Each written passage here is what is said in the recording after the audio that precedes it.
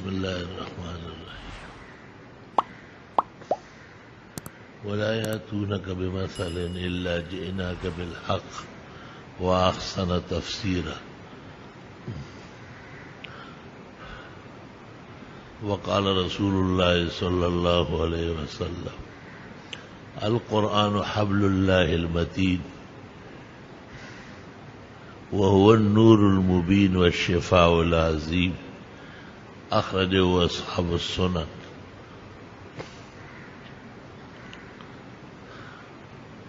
کلام اللہ بدنیا 100,000 است ولی ایجا عجب رنگ آشکار است.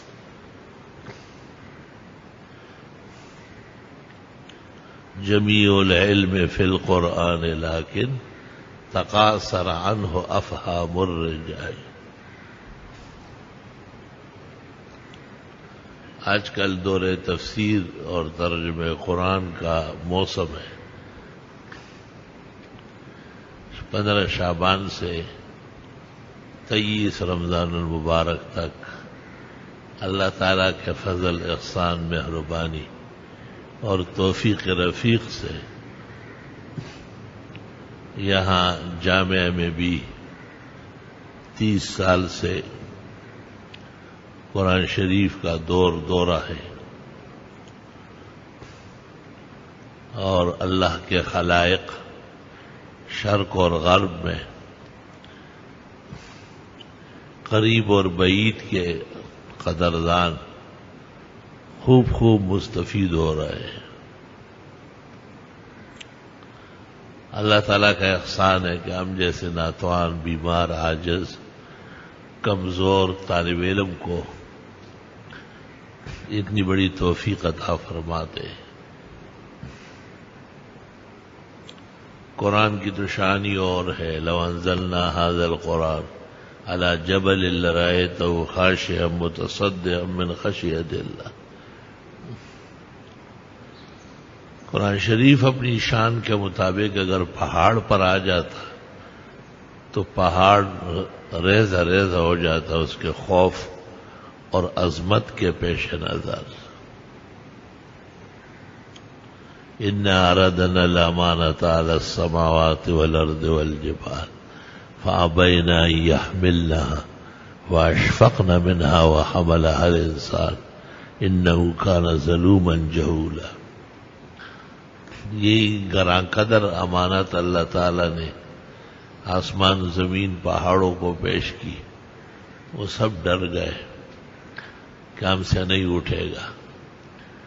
لیکن یہ ناتوان اور کمزور انسان جن میں انبیاء اور مرسلین جیسے اصحاب القوا آنے والے تھے اور جن میں سب کے سپہ سالار، سرتاج اور سرخیل حضرت محمد مصطفیٰ احمد مجتبی ولی اللہ المرتضی وامینہ علی وحی الصفا الشافع المشفع یوم الجزا. نبی کریم صلی اللہ علیہ وسلم بھی مبعوث ہونے والے تھے.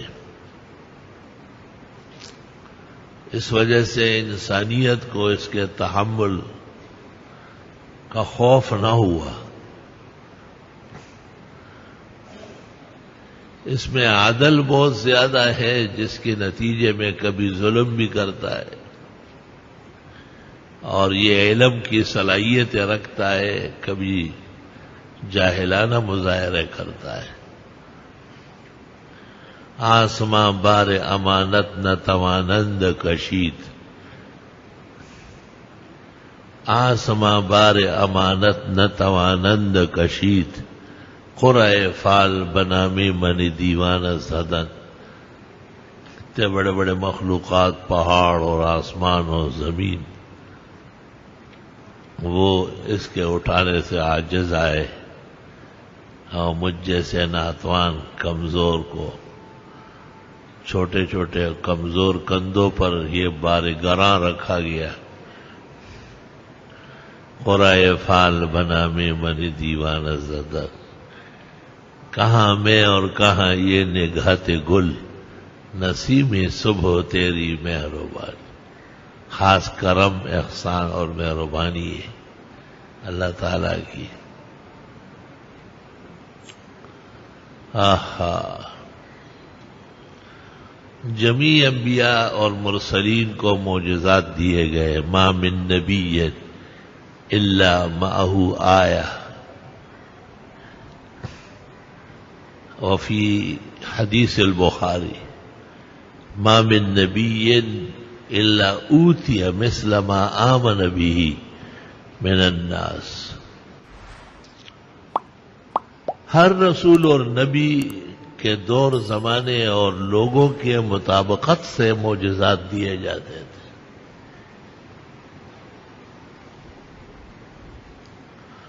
آدم علیہ السلام کے وقت میں انسانیت نئی نئی تھی، ابھی تو پیدا ہوا ہو،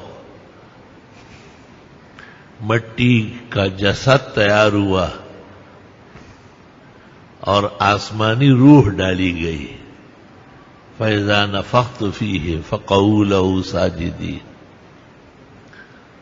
اور ٹھیک ہونے کے بعد روح جب آ گئی فرشتوں کو کہا سجدہ کرو۔ امتحان بہت سخت ہوتا ہے بعض کاملین کا، فرشتوں کے سامنے تیار ہو گئے،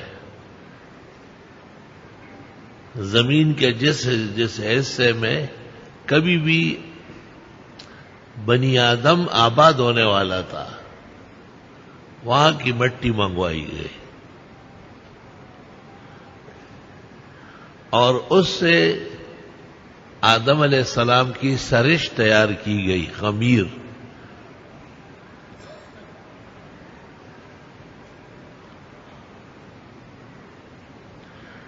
اور پھر کہتے ہیں کہ فرشتوں کو بھیجا جاتا تھا کہ جاؤ مٹی سے، زمین سے تھوڑا سا کاٹ کے لے آؤ۔ زمین فریاد کرتی تھی کہ یہ کیا تماشا بنایا ہے۔ پھر اس پر حادثات آئیں گے، مصائب آئیں گے، آئے دن جو ہے نا وہاں گاڑی لڑی مرے، وہاں پہاڑ گرا مرے، وہاں زلزلے کے نیچے مرے۔ چوئنٹی کا گھر ہوگا ماتم سے خالی نہیں ہوگا۔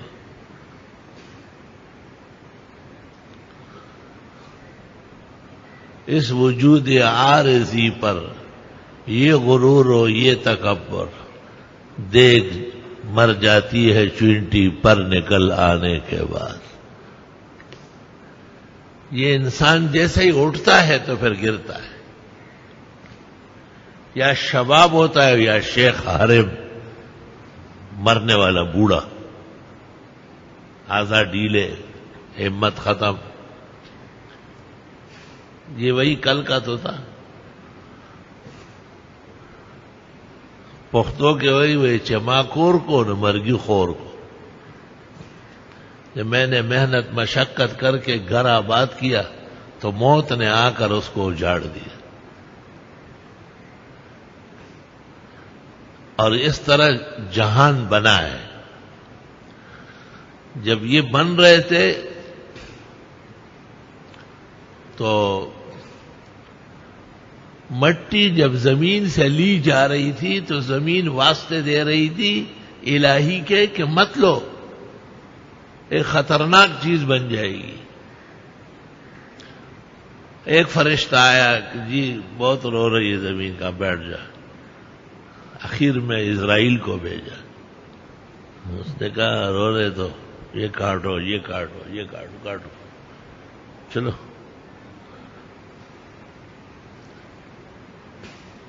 کہتے جہاں جہاں سے مٹی لی گئی تھی وہاں کی فریاد ہے خداوند تعالیٰ تک پہنچ رہی تھی۔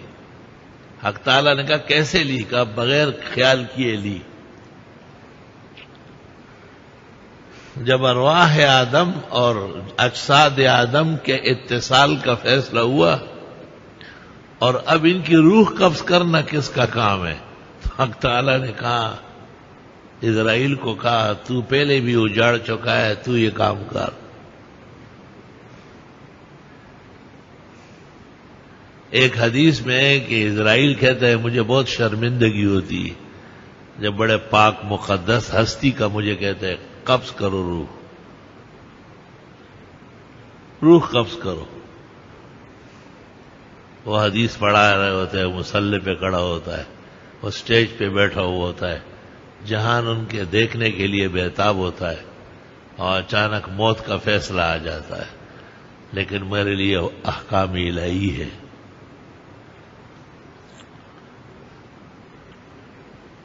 ترمذی شریف میں ایک روایت آئی ہے کہ یہ پوری زمین جو ہے نا مجھے نظر نہیں آتی، لیکن جب حکم آ جاتا ہے کسی کی روح قبض کرنے کا تو پوری زمین جیسے کسی کے ہاتھ میں روٹی کا ٹکڑا ہو ایسا ہو جاتی ہے، اور سب انسان اور جنات جتنے بھی ہیں میرے سامنے ہو جاتے، اور وہ جس کی روح قبض کرنی ہوتی ہے وہ اوپر کی طرف اٹھ جاتا ہے۔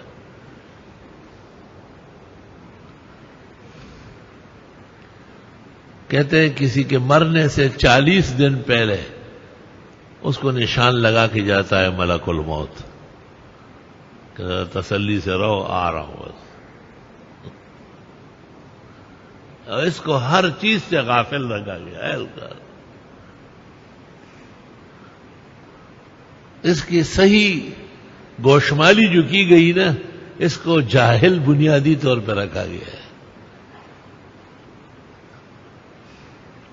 اسے قرآن کا علم دیا، اسے سنت سے آباد کیا، اسے توحید کے سبق پڑھائے، اس کے ساتھ جنت کے وعدے کیے، لیکن بالکل بے خبر رکھا۔ یہ پتہ نہیں کہ یہ ہاتھ دایاں پہلے شل ہوگا یا بایاں کام چھوڑے گا، یہ بھی پتہ نہیں کہ ٹانگوں سے پہلے معذور ہوگا یا ہاتھوں سے، یہ بھی پتہ نہیں کہ اوپر کے حصے میں بیماری واقع ہوگی یا نچلے حصے میں، یہ بھی پتہ نہیں کہ آنکھ پہلے اندھی ہوگی یا جسم پہلے بالکل اپنے جسم سے بے خبر رکھا گیا۔ اتھے دا غوث پاک اتھے دا علی مشکل کشا، شرم تم کو مگر نہیں آئی۔ قبوریین جو ہے قبر پرست، بت پرستوں کا مٹا مٹایا نقشہ، شرم و حیا ایک طرف رکھ کے باتیں کرتے ہیں، اسے اپنا پتہ نہیں، یہ جہان کے بارے میں اس کو کہتے کیا کہنا ہے، سب کچھ جانتے ہیں۔ لا الہ الا اللہ، استغفر اللہ واتوب الیہ۔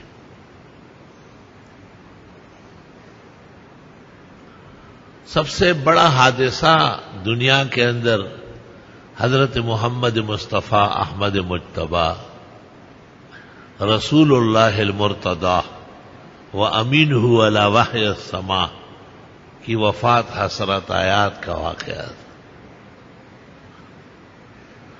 آپ نے فرمایا کہ میری موت جو ہے اس سے قیامت شروع ہو جائے گی۔ بخاری شریف میں آپ نے فرمایا قیامت کی علامات کی پہلی علامت موت ہی، میرا مر جانا، کیونکہ میں نبی آخر الزمان ہوں، اور جب میں ہی مر گیا تو زمانہ آخری شروع ہو گیا نا، ختم ہو رہا ہے۔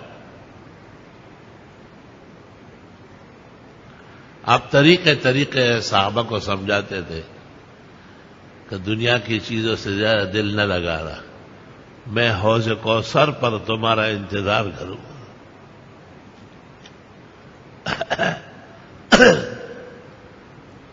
حوض کوثر پر تمہارا انتظار کروں،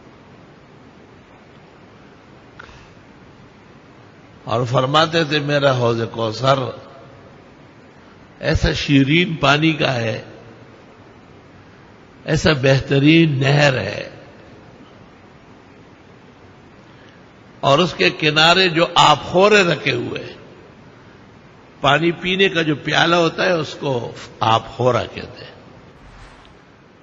کعدد نجوم السماء، آسمان میں جتنے ستارے ہیں اتنا میرے حوض کوثر کے کناروں پر آپ خورے رکھے ہوئے ہیں۔ فرمایا میری امت جب وہاں سے گزرے گی میں پہچانوں گا. کچھ لوگوں نے نمازیں بھی پڑھی ہوگی، وضو بھی کیا ہوگا، لیکن شرک اور بدعت سے باز نہیں آئے ہوں گے. جب میں کہوں گا کہ یہ میرے لوگ ہیں، ان کو کہاں لے جا رہے؟ فرشتے کہیں گے جہنم. میں کہوں گا یہ تو میری امت کے لوگ ہیں.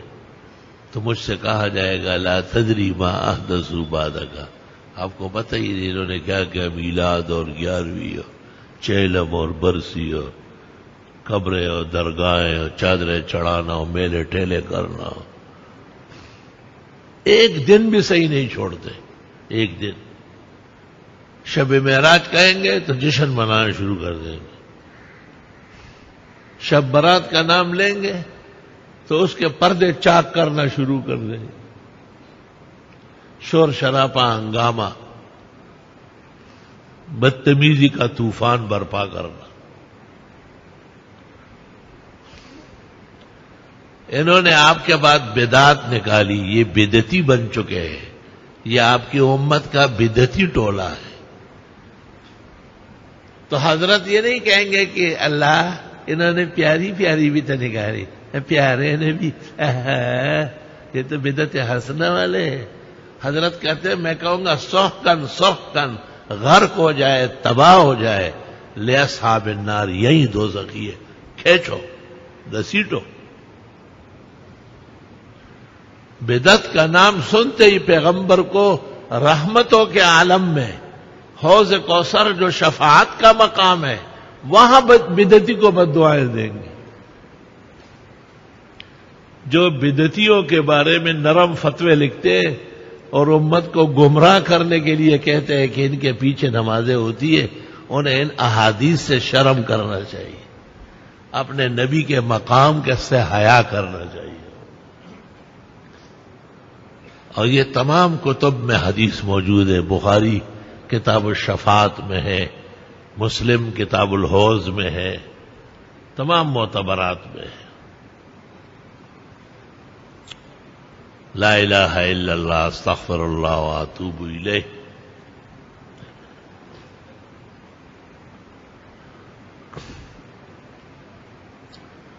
ترمذی شریف جلد اول، یہ جو عام درس کی ترمذی ہے جن پر قوت المختزی، حرف شذی وغیرہ چڑھے ہوئے ہیں، کراچی میں جو درس میں ہماری کتاب ہے، اس کے 50 صفحے پر واقعہ لکھا ہے کہ عبداللہ ابن عمر شیخ الصحابہ شاگردوں کے ساتھ کہیں چل رہے تھے اور ایک مسجد میں انہوں نے نماز اذان کے بعد دوبارہ کوئی بدعت سنی اور شاگردوں کو کہا یہاں نماز نہیں پڑھنا چاہیے. باہر نکل کر کہیں اور جا کے نماز پڑھی. یہ ان کے پیچھے پڑھنا چاہتے ہیں اور صحابہ کہتے ہیں ان کی مسجد میں اپنی بھی نہ پڑھوں. اتنا فرق ہو گیا ہے ایمان اور عقیدے میں. میں حوالہ اس لیے دیتا ہوں تاکہ اندھوں کو نظر آ جائے، ذرا بے آنکھوں کو کچھ نظر آ جائے.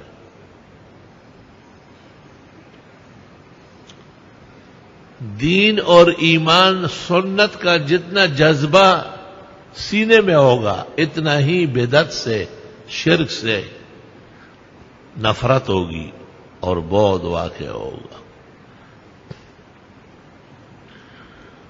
استغفر اللہ واتوب الیہ.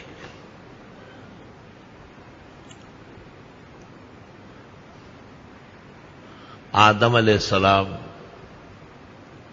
ان کے زمانے میں انسانی ضرورتیں بہت تھی.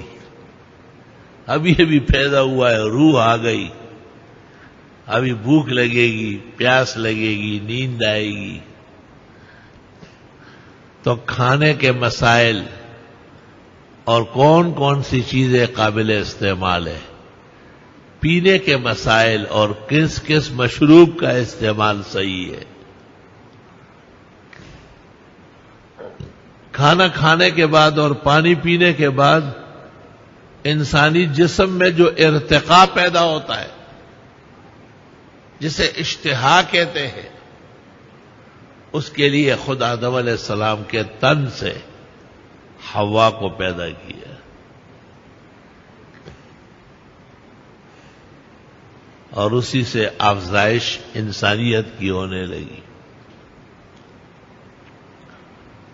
آدم علیہ السلام کے زمانے میں اور تفصیلات نہیں تھی، ضروریات انسانیت کے نام اور کام وہ تعلیم فرمائے گئے۔ وَعَلَّمَ آدَمَ الْأَسْمَاءَ كُلَّهَا ثُمَّ عَرَضَهُمْ عَلَى الْمَلَائِكَةِ فَقَالَ أَنبِئُونِي بِأَسْمَاءِ هَؤُلَاءِ إِن كُنتُمْ صَادِقِينَ قالوا سبحانك لا علم لنا إلا ما علمتنا إنك أنت العليم الحكيم۔ آدم علیہ السلام کو تو ضرورت تھی، انسان تھے وہ، فرشتوں کو بھوک نہیں لگتی تو کھانے کیوں کھائے، جب کھائے نہیں تو پہچانے کیوں، بھلا ڈالے۔ پانی نہیں پیتے ہیں کیونکہ پیاس نہیں لگتی، تو مشروبات کی تفصیل کیوں جانے، جب کھاتے نہیں پیتے نہیں تو بیمار بھی نہیں ہوتے، بیماری کی جڑ کھانا پینا ہے۔ ٹول فساد د ډیر خوراک نہ پیدا کیگی، او خاموش کم کڑلو خوراک روغ پر صورت شو۔ سارا فساد کھانے پینے سے، جو جتنا بیمار ہے اتنا ہی کھانے کا شوقین ہے۔ کھانا بند کر دو، فاقہ شروع کراؤ، 75% صحت مند ہو جائے۔ ٹول فساد د ډیر خوراک نہ پیدا کی، سارا فساد زیادہ کھانے سے پیدا ہوتا ہے۔ خاموش طالب علمی میں تخلص تھا میرا، خاموش کم کڑو خوراک روغ پر صورت شو۔ جب خاموش نے کھانا کم کر لیا تو صحیح صحت مند ہوا۔ آنکھوں کی بینائی کم ہو رہی ہے اس لیے کہ آنکھوں میں طاقت نہیں ہے زیادہ غذا ہضم کرنے کی، تیزابیت نے جلا دیا۔ ٹانگیں لڑکڑا رہی ہے کیونکہ وزن زیادہ ڈالا جا رہا ہے، پیر کمزور ہو گئے۔ دل کا دھڑکن تیز ہو رہا ہے، جتنا سرمایہ جسم کو چاہیے دل اتنا خون نہیں بنا سکتا، یہ پریشر بڑھا چکا ہے اس پر۔ یہ سب انصاف ہونا چاہیے، انصاف ہونا چاہیے۔ جیسے جیسے وقت گزرتا ہے کھانا کم کرتے رہو، کھانا کم کرتے رہو۔ بھوک سے نہیں مرو گے، مرتے ہو تو زیادہ خوری سے، یاد رکھنا۔ Blood pressure, sugar, heart trouble, اکھو پکھو، یہ سارے بسیار خوری کی علامات، اس کے اس لیے علاج نہیں ہے۔ ڈاکٹر غریب کہاں کہہ سکتے ہیں کہ آپ گوشت نہ کھائے، آپ چاول چھوڑے، آپ آلو رہنے دیں، صرف شوربہ پیے، دال گھوٹ کے کھائے، روٹی نہ ڈالے۔ دیکھو کہ 77 سال کا بڈھڑا شادی کے لیے تیار ہو رہا ہے نہیں۔ اس کی تمام صلاحیتیں اور مردانگی، عروج اور ترقی کو زیادہ کھانے نے تباہ و برباد کر رہی ہے۔ یہ ہمارے طالب علم جو ہے نا، یہ سارا دن بیٹھے رہتے ہیں، پڑھتے ہیں سارا دن، آدمی حیران ہوتا ہے، اور رات کو بھی بیٹھتے ہیں۔ استاذ تو بدلتے رہتے ہیں، ترمذی والا چلا گیا، مسلم والا آیا، وہ چلا گیا، یہ بیٹھے ہوئے ہیں تر و تازہ، ایسے جیسے ابھی جنت سے پھول نکلے۔ تھوڑا سا ناشتہ، جوان لڑکا ہے، ابھی دوپہر کو کیا کھانا ہوگا۔ ہم وقت ان کو فاقہ رہتا ہے، اور اس کی وجہ سے یہ فرشتوں سے بڑھ کر ہے انسان بننا، مگر اس میں لگتی ہے محنت زیادہ۔ ان میں جب زیادہ عقال ہوتا ہے نا، خوراک کا شوقین، تو وہ بھی کلاس کے اندر بھینسے کا نقشہ پیش کرتا ہے، پتہ چل جاتا ہے کہ انسانی شکل میں سانڈا ہے، یہ دو ٹانگی بیل ہے۔ کبھی بھی ایسے لوگوں کی صلاحیت سامنے نہیں آئی، صلاحیت ان کے سامنے آئی ہے جس نے جسم کو کنٹرول رکھا اور جس نے خوراک پر بہت پابندی لگائی۔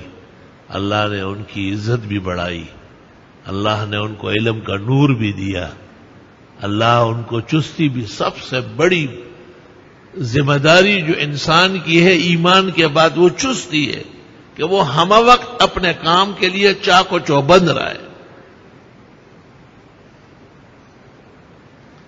اللہ اکبر.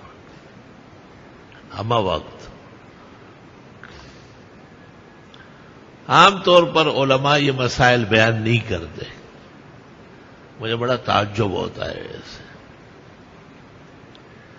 صحابہ بیٹھے تھے, کھانا چنا ہوا تھا, نبی کریم صلی اللہ علیہ وسلم بھی تشریف فرما تھے.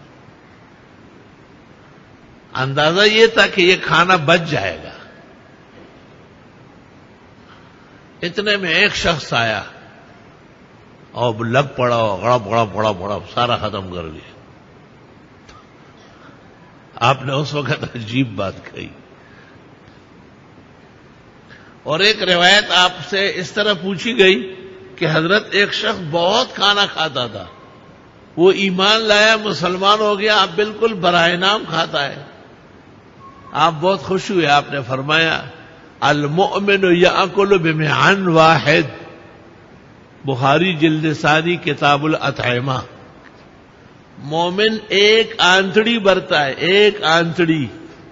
والمنافق او الکافر یأکل بسبعۃ امعاء, اور کافر اور منافق 7 آنتڑیاں برتا ہے. مشہور تو یہ کہ ایک حصہ کھانے کا, ایک پینے کا, ایک سانس کا. اس حدیث سے 1 اور 8واں معلوم ہو رہا ہے. وقت کا فرق ہے. ایک وقت ایسا آ جائے گا کہ بس 8واں حصہ کریں. اب دیکھیں, بیٹھ کر نہیں پڑے, کھڑے ہوتے رہے گے.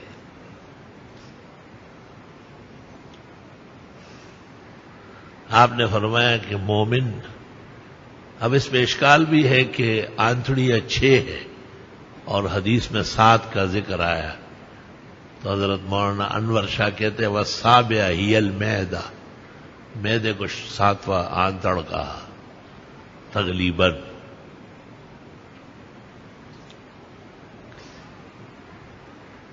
چونکہ بعض علوم وقت پر بیان نہ ہونے سے بہت تکلیف پہنچ گئی, تو میں طلباء کو بھی اکثر سمجھاتا ہوں کہ اپنی جوانی, صحت, شباب, بہار کی طرح اس کو زیادہ کھانے کے خزان کے حملے سے بچاؤ.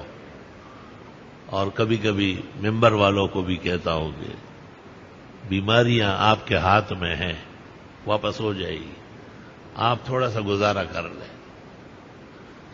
لا الہ الا اللہ, استغفر اللہ واتوب الیہ.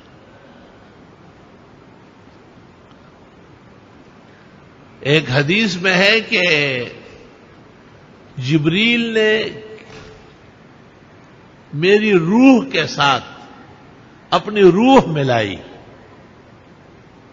اتنا قریب ہو گیا, اور پھر اس میں پھونکا, اور یہ پھونکا کہ ان النفس لن تموت حتی تستکمل رزقها, کوئی شخص مرے گا نہیں جب تک اپنا رزق پورا نہ کرے. یہ رزق آپ 1 مہینے میں کھائیں, اگلے مہینے جائے. یہ رزق آپ 10 سال میں کھائیں, رہے. رزق کا پورا ہونا ضروری ہے. یہ کتنی راز کی بات تھی. اس طرح حدیث آپ نے کبھی بھی نہیں کہی کہ جبریل آیا اور اس نے اپنی روح میری روح کے ساتھ ملائی, اور ثم نفخ فیہ وقال, پھر اس میں پھونک کے مجھے کہا کہ یہ بات باہر نہ نکلے, آپ ہی کا جسم اور روح اس کو سہ لے. ان النفس لن تموت حتی تستکمل رزقها. بہرحال یہ فائدے کی باتیں تو ہے. اللہ کے رسول نے جو بیان فرمائی, مسلمانوں کی زندگی بنتی ہے, بچتی ہے. مولانا روم نے ایک عجیب بات کہی, لا الہ الا اللہ, توبہ. سب بزرگوں نے اپنے اپنے وقت میں شور مچایا ہے کہ اے لوگوں زیادہ کھانے سے بچا کرو, بہت خطرناک ہے. مولانا روم کہتے ہیں کہ جس طرح سانپ ڈسے اور پھر فریاد کرتا ہے, بچھو کاٹے کیا ہوا ہے؟ کہ جی سامنے کاٹا ہے، بچھو نے ڈسا ہے۔ اچھا، تو زیادہ کھانے کے والا کیا کرتا ہے؟ کوئی سفوف، روٹی نے کاٹا ہے، پراٹھے نے کاٹ دیا ہے، کاش کہ تجھ میں عقل ہوتی، اس کو کھانے نے ڈسا ہے۔ دا کور ٹکے دلے دا خیٹ والے شہید البطن ہے۔ مولانا کا شعر سنو کیا کہتے ہیں؟ خورد کو ند رنجور را رنجور تر، مولانا کس شعر سے کہہ رہا ہے؟ خورد کو ند رنجور را رنجور تر، وہاں کے معمور استرا معمور تر۔ کم کھائیں گے تو آپ نے کھانا کھایا، زیادہ کھائیں گے تو کھانے نے آپ کو کھایا۔ مولانا کے کیسے مقدس الفاظ ہیں۔ خورد کو ند رنجور را رنجور تر، وہاں کے معمور استرا معمور تر۔ لا الہ الا اللہ، استغفر اللہ واتوب الیہ۔ انبیاء علیہ السلام کی زندگی، صحابہ کی، تابعین و اتباع کی دیکھ کر حقیقت ہے اپنے اعمال پر شرم آ جاتی ہے۔ وہ تو باتیں تمہارے، بتاؤ تم کیا ہو؟ وما جعلناہم جسدا لا يأكلون الطعام وما كانوا خالدين۔ ہم نے پیغمبروں کو ایسا جسم نہیں دیا کہ کھائے نہیں۔ دیکھیں ذرا، اگر نہ کھاتے تو پھر مرتے کیسے؟ لا الہ الا اللہ۔ وما كانوا خالدين، اگر نہ کھاتے تو پھر مرنا دشوار تھا۔ یہ کھانا پینا زندگی کا قوام بھی ہے، اور یہ فنا اور تباہی کا سبب بھی ہے۔ اللہ ہمیشہ سے ہمیشہ رہے گا، نہ تو خوردن نہ تو گفتن، کوئی کھانا پینا نہیں، نہ نیازات بولادت، نہ بفرض لیتو حاجت۔ احد لیس کمثلی صمد لیس کفضلی۔ احد صمد ہے، اس کو کھانے پینے کی کیا ضرورت؟ فرشتوں کو اپنے نظام کے لیے رکھا، فالمدبرات امرا، تو فرشتوں کو بھی کھانے پینے سے اٹھا لیے، اور فرشتوں کو عالمی مخلوق کہا، بالائی، اوپر والا۔ آتے ہیں زمین پہ کام کاج کرتے ہیں، ہے اصلاً۔ اب قرآن کو دیکھو، ایک آیت کو دیکھو ذرا۔ قرآن ایک مقام پر کہتا ہے کہ یہ انسان ہے کیا چیز، یہ جتنا بھی بڑا ہوگا یہ میرے اختیارات کا حصہ دار نہیں ہے، یہ نہ نفع میں اختیار رکھتا ہے اور نہ ضرر پہنچانے ہٹانے میں رکھتا ہے، یہ کچھ بھی نہیں۔ ام للانسان ما تمنا، جو یہ چاہے گا وہی ہوگا۔ فللہ الآخرۃ والأولی، یہ تو اللہ کا منصب ہے، اس کو تو الوہیت کہتے ہیں کہ جیسے چاہے اس طرح ہی۔ وَكَم مِّن مَلَكٍ فِي السَّمَاوَاتِ، دیکھو ذرا، آسمانوں میں کتنے فرشتے ہیں، لا تغنی شفاعتہم شیئا، کچھ بھی نہیں کر سکتے، نہ کسی کو چھڑا سکتے اور نہ کسی کو پکڑوا سکتے۔ بتانے کے لیے کہ تم زمینیوں کو معبود کہتے ہو، یہ مشکل کشا، یہ حاجت رہا، یہ بابا دی نگری ہے، یہ اتھے دا نگری، او کمکل، او بےہودہ انسان، یہ زمینی چھوڑو، یہ تو نہیں تھے اور آئے اور پھر ختم ہو رہا ہے۔ ان کی تو قبریں اس لیے بنی تاکہ دنیا عبرت حاصل کرے، کہ وہ نبی، وہ ولی، وہ متقی، وہ پارسا، وہ معجزات اور کرامات والا جو کبھی انہی سے وابستگی تھی، آج زمین کے اندر جا چکے ہیں۔ میں تمہیں وہ مخلوق بتاتا ہوں جن کو ابھی میں نے موت نہیں دی، جو بیمار نہیں ہوئے، جنہیں بھوک نہیں لگتی، جنہیں پیاس نہیں لگتی، جو تھکتے نہیں، جن کے ہاں اولاد نہیں ہوتی، جن کے ہاں کوئی میت نہیں ہوئی، فرشتے۔ وَكَم مِّن مَّلَكٍ فِي السَّمَاوَاتِ،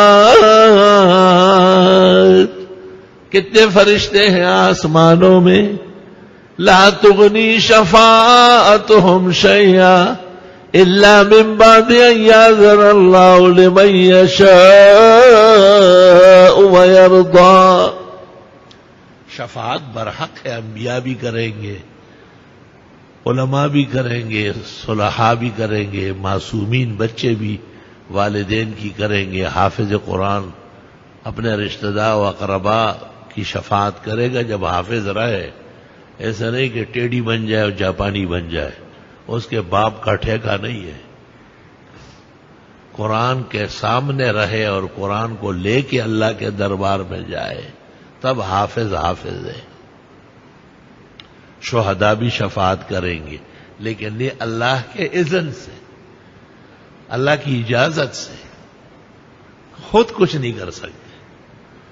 خود خدا کے سامنے سارے بے بس، عاجز۔ ہمارے پیغمبر جس جیسی مخلوق اللہ نے پیدا نہیں کی، اولین اور آخرین کے افضل، اکرم، اعظم، اشرف، انسانیت اشرف المخلوقات ان کی وجہ سے، لیکن ان کا حال لے کے کیا ہے؟ نماز ختم ہوتے ہی اللہم انت السلام ومنک السلام تبارکت یا ذا الجلال والاکرام۔ اللہ آپ ہمیشہ سے سلامت ہے اور سلامت رہیں گے۔ کسی کو سلامتی ملی تو آپ سے ہی ملے گی۔ شان آپ کی بلند ہے اور عزت دینے والے آپ ہیں، تیرے جیسے کوئی نہیں۔ اس میں اشارہ فرمایا کہ میں آج ہوں کل نہیں ہوں، آپ ہمیشہ رہیں گے۔ کبھی آپ فرض نماز کے بعد سلام پھیرتے ہی اللہم لا مانع لما اعطیت، خدایا آپ دینے لگے کوئی روکنے والا نہیں، ولا معطی لما منعت، آپ نہ دے کوئی دینے والا نہیں، ولا ينفع ذا الجد منک الجد، بڑے زور اور طاقت والا بھی تیرے مقابلے میں نہیں چلے گا، ختم ہو جائے گا۔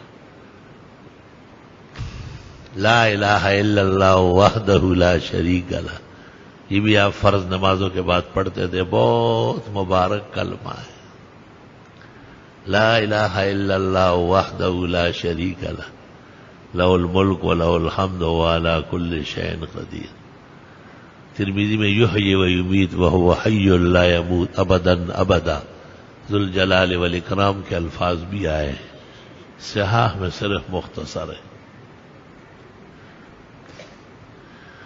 عرفات کے میدان میں 1.25 لاکھ صحابہ کا مجمع تھا۔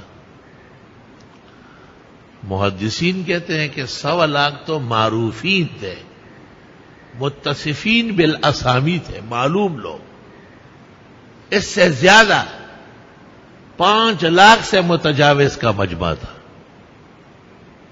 جو عوالی کے لوگ تھے، جو اعراب تھے، جو جبال کے تھے، دور دراز سے آئے تھے۔ آپ نے اس وقت کہا دعائی و دعاء الانبیاء من قبلی۔ عرفات میں ایک مولوی صاحب ملا، کتاب ہاتھ میں تھی، میں یہ کیا چیز ہے؟ اس میں عرفات کی دعا ہے۔ میں نے کہا اس میں ایک دعا بھی پیغمبر کی نہیں ہے، سب من گھڑت جالساز اینڈ کمپنی کی دعا ہے۔ پیغمبر تو بخاری مسلم میں کہتے اس مقام پر عرفات کے دن جو دعاؤں کا لمحہ ہے، میری اور مجھ سے پہلے تمام انبیاء کی دعا صرف یہ ہے، لا الہ الا اللہ وحدہ لا شریک لہ، لہ الملک ولہ الحمد وعلی کل شیء قدیر۔ کتنا آسان دین ہے، کتنے کروڑوں روپے خرچ کر کے جاؤ، مشکلات سے پہنچو، کتنی آسان دعا ہے۔ کہتے اخلاص سے کوئی صبح صادق کے بعد 10 دفعہ پڑھ لے لا الہ الا اللہ وحدہ لا شریک لہ لہ الملک و لہ الحمد وهو علی کل شیء قدیر، اللہ تعالیٰ اس دن ضرور خوشی کی خبر سنائے گا، خوش ہو جائے گا۔ اور خواجہ خواجگاہ فرید الملت والدین فرید الدین مسعود گنج شکر اجودنی رحمت اللہ علیہ، ان کے احوال میں لکھا ہے کہ 100 مرتبہ فقراء اور مساکین، اللہ کے نیک بندوں کا نام ہے فقراء اور مساکین، وہ 100 مرتبہ روزانہ پڑھتے تھے اور غموں کو دور کرتے تھے، خوشیوں کو قریب کرتے تھے۔ لا الہ الا اللہ۔ دنیا میں کوئی غم صدمہ ایسا نہیں جس کا علاج کلمات و اسماء میں نہیں، مگر لوگوں میں عقل شعور کی کمی ہے، اس کا استعمال نہیں جانتے۔ لا الہ الا اللہ استغفر اللہ واتوب الیہ، تو اپنے اعمال میں اس کو بھی شامل کرو، کسی وقت پڑھا کرو، 10 دفعہ ایک پڑھو اور پھر 100 مرتبہ مزید پڑھو، لا الہ الا اللہ وحدہ لا شریک لہ لہ الملک و لہ الحمد وهو علی کل شیء قدیر۔ اور جب حج پر جانا نصیب ہو جائے تو عرفات کے میدان میں الحج عرفہ، اصل حج عرفے کی حاضری ہے، وقوف عرفہ رکن اعظم ہے حج کا، وہاں بھی خوب دعائیں مانگو اور اول و آخر بار بار یہ پڑھتے رہو، کیونکہ ان کلمات پر پیغمبر فخر فرماتے تھے۔ آپ فرماتے تھے دعائی و دعاء الانبیاء من قبلی فی ھذا المقام، میری دعا اور مجھ سے پہلے تمام پیغمبر جو عرفات آئے ہیں ان سب کی یہ دعا تھی، لا الہ الا اللہ وحدہ لا شریک لہ لہ الملک و لہ الحمد وهو علی کل شیء قدیر۔ بہرحال 15 شعبان قریب ہے، دور تفسیر کا دور ہوتا ہے، اس میں یہ کلمات کی قدر و منزلت معلوم ہوتی ہے، اس میں خدا کی وحی کی عنایات اور برکات کا بہار ہوتی ہے، اس میں علوم شرعیہ، علوم محمدیہ، جس کا اصل در و دولت اور خزائن قرآن ہے، اس کو کھولا جاتا ہے۔ 15 شعبان سے 23 رمضان المبارک تک نہ کوئی شیخ القرآن بنتا ہے، نہ شیخ التفسیر بنتا ہے، کم از کم شیخ القرآن، شیخ التفسیر اور قرآنی خادمین متصفین کی قدر منزلت وہ دل میں اتر جاتی ہے کہ اوہ ہمارے بزرگوں نے کیا محنت کی، اوہ اللہ نے کیا احسان کر کے عظیم کتاب ہمیں نصیب فرمائی، جس کا کوئی بدل نہیں۔ ہر چیز کا دنیا میں بدل ہے، لیکن 2 چیزوں کا بدل نہیں، ایک ایمان کا، کہ آپ کافر کو کہیں کہ چلو تو ایمان نہ لائے، ہمیں اتنے ملک دے دے، لعنت ہو ان تمام ملکوں پر۔ اللہ قرآن میں کہتے ہیں قیامت کے دن یہ زمین بھی بھر کے سونا دیں گے، تب بھی میں کہوں گا ایمان مانگا تھا، سونا نہیں مانگا تھا، ایمان چاہیے۔ اور دوسرا قرآن شریف کا بدل نہیں ہے، ایک حدیث کی جگہ دوسری آئی، نبی نہیں ہے سنت موجود ہے، سنتیں سمجھنی ہو تو احادیث دیکھو، دونوں کو سمجھنا ہو تو فقہ دیکھو، ہر ایک کا بدل موجود ہے۔ حج اور عمرہ ابھی تک نہیں ہوا ہے، اشراق کی پابندی کرو، کبھی اشراق نہ پڑھ سکے جلدی جانا ہے، سبحان اللہ و بحمدہ عدد خلقہ و مداد کلماتہ و زنت عرشہ و رضا نفسہ 4 مرتبہ پڑھ لو، اشراق سے زیادہ اجر و ثواب مل جائے گا۔ قرآن شریف پڑھنے کو جی چاہتا ہے، ٹائم نہیں ہے، 3 دفعہ سورہ اخلاص پڑھ لو۔ ہر عمل کا بدل موجود ہے، قرآن کا کوئی بدل نہیں، قرآن قرآن ہوگا، جب تک آیتیں نہیں پڑھیں گے نماز نہیں ہوگی۔ تو قرآن کا ترجمہ و تفسیر، سبحان اللہ، ترجمہ از نصف شعبان می شود اے دوستان، 15 شعبان سے شروع ہوگا۔ ترجمہ از نصف شعبان می شود اے دوستان، ذوق او ہرگز نیابد بلبلان در بوستان، اس کا ذائقہ اور لذت اور شیرینی کسی بلبل کو پھول اور گلاب سے بھی نہیں ملا ہوگا جو قرآن کے علوم سے نصیب ہوتا ہے۔